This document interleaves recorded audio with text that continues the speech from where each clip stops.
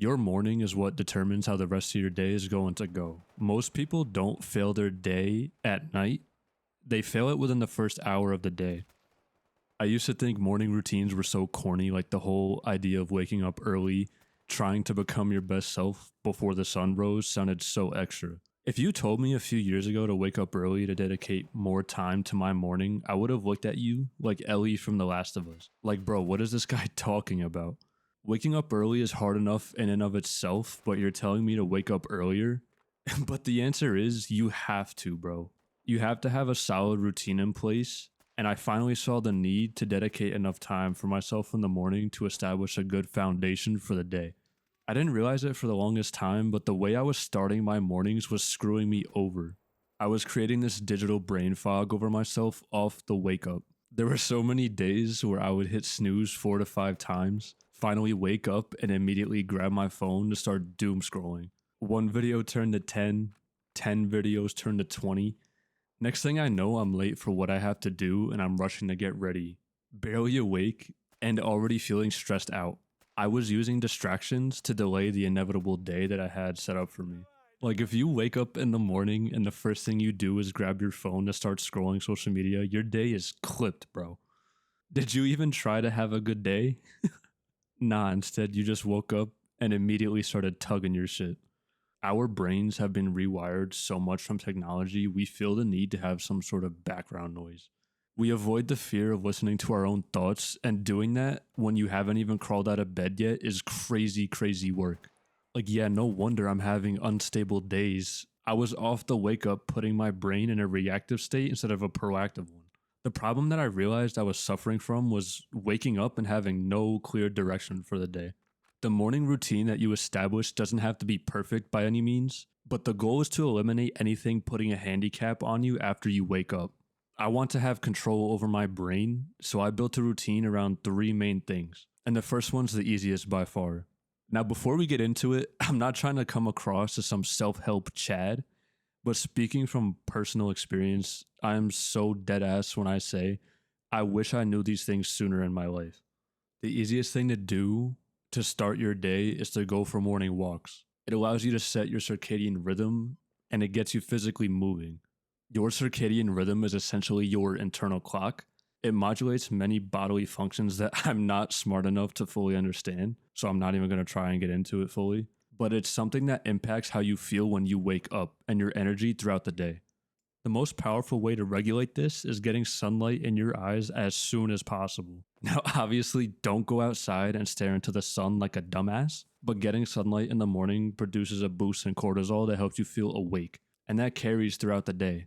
Within the first hour of waking up, I try to be going outside and basking in the sun. You can pair this with many combos too. It doesn't have to be just walking. But the reason I choose walking is because it accomplishes 2 things. It gets you physically active, it gets your body moving and the blood flowing. But the more important one, in my opinion, is it enhances your mental clarity. It is the one sacred time of day where you are able to be alone with your thoughts and be present without having any distractions around you. You get to enjoy the outside world, be observant of what's around you, how you feel physically, and get to observe your thought patterns. Try to raw dog this too, like don't have any music on or any AirPods, like nothing distracting you, just walk outside with yourself. If you are someone who can't get sunlight in the morning, if you're waking up way before the sun even rises, you should still be going for those morning walks for that mental clarity. That's part of what my morning routine is trying to accomplish. It's to be able to clear my mind as much as possible before it gets flooded from the tasks of everyday life. Walking puts you in a great state of mind off the rip, but it doesn't really wake you up. I wanted something that would jumpstart my day, something that would force me to be locked in, and this is where that next one comes in.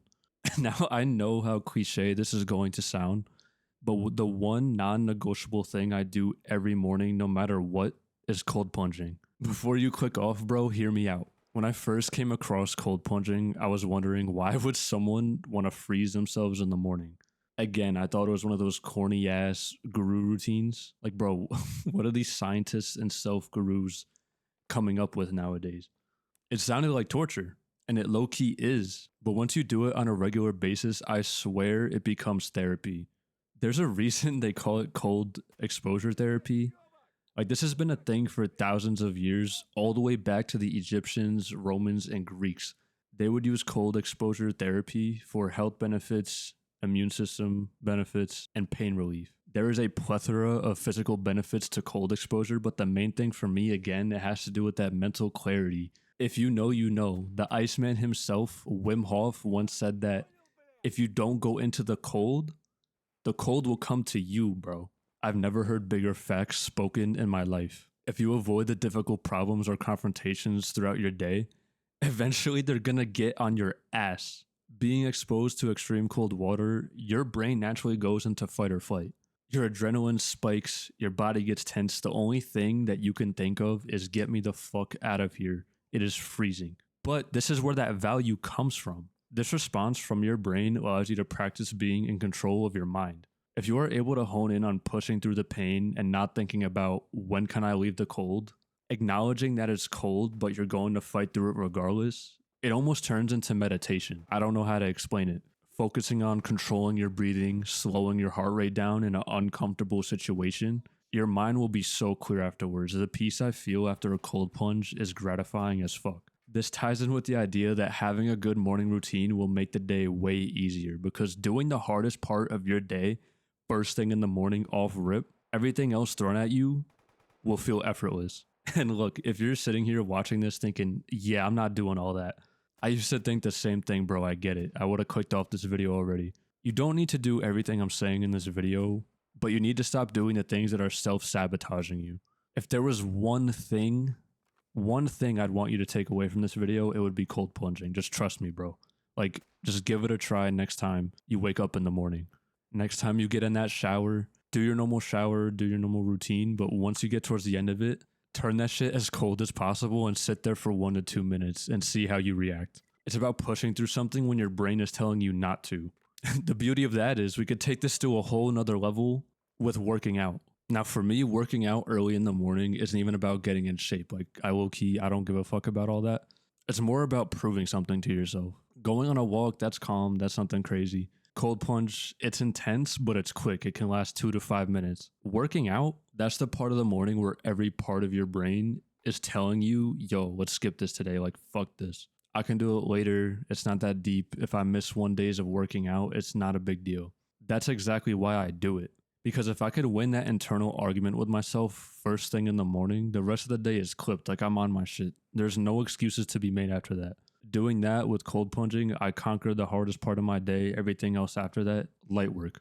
It doesn't even have to be anything crazy either. Sometimes I put my all into the workout and try and drain as much out of me as possible. Then there's other days where I may not be feeling it as much, and I just put in a couple simple sets and keep it pushing. To me, the habit is way more important than the performance aspect of it. There's something about finishing a workout before most people even started their day. You built momentum before the day has a chance to hit you. When you stack all of that together, starting your day with intention, doing something hard, and actually showing up for this life shit, that's when I really noticed a change in my day. I was no longer reacting, I was being proactive. It wasn't some crazy life overhaul, it was just simply how I started my mornings. Because once you stop waking up in a reactive state and start taking control of your day, your perspective changes for everything. Everything else starts to feel easier. I used to think mornings didn't matter at all, but that's where your day is already decided.